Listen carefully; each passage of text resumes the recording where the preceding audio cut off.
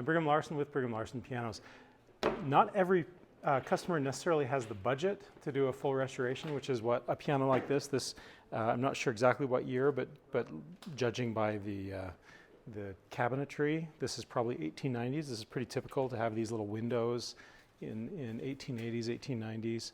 So that's probably what this is. And also this is Rosewood, which it was very popular in the 19th century. So I'm going to say 95%. This is 1880s, 1890s. But what this piano really needs is needs a restoration. And I told her that. I was very frank, but they simply don't have the budget for it, and that's okay. She asked, can we do just something more basic? And I said, sure, yeah. And her thinking was, we'll save up for the restoration, but in the meantime, I want to be able to use it. So that's what we're doing on this. The first major thing that in my mind would make it totally unplayable is this right here.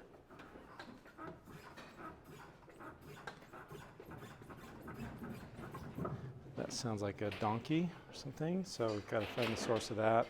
We've got all sorts of issues like missing strings, often these chalk marks on tuning pins, all of these chalk marks, those are often another technician that was marking them because they were loose, so there's a good chance that those are loose. We've got a lot of missing hammers. When I pull this out, you can see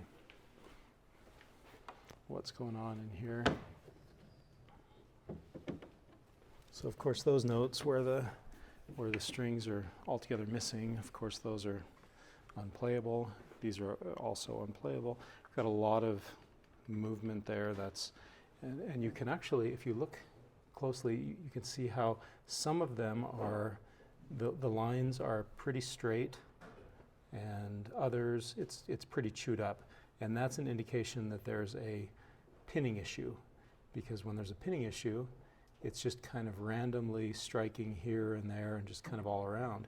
And so it wears the hammer just kind of all over the place. Whereas on one like this, where the lines are pretty straight, they're going to hit basically the same spot every time. So we're going to go through and we're going to repin a lot of those kind of issues. We'll do some, there's also regulation issues.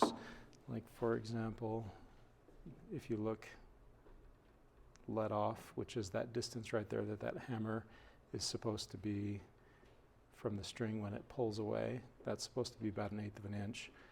But as you can see, right there, it is more like, I mean, that's as much as maybe 1 inch, at least 3/4 of an inch.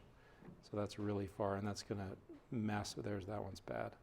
That's going to massively affect the ability to play, well, both pianissimo and fortissimo. So you're really going to be kind of relegated to like mezzo piano to mezzo forte and nothing outside of that on this piano. So we'll go through and do some just kind of rough regulation. So yeah. It looks like at one point, oh, and there's something going on there.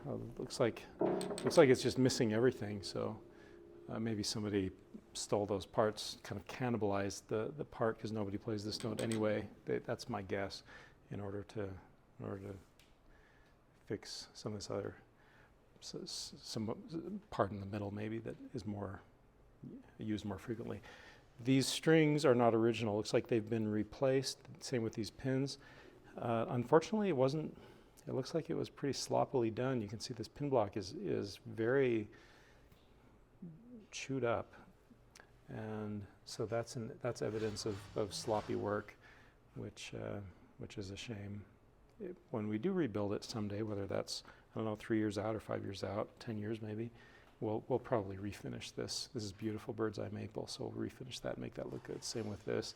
That's just the mark of, I mean, replacing a string is very difficult, and it's if you don't have somebody showing you how to do it, and lots of practice on a regular basis. This is very common for a technician that maybe doesn't have the training or the opportunity to do it a lot.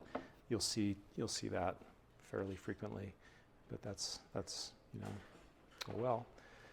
So the piano will be much much better when we're done with it, but looking forward to definitely a full restoration here, and whenever they're able to save up necessary funds.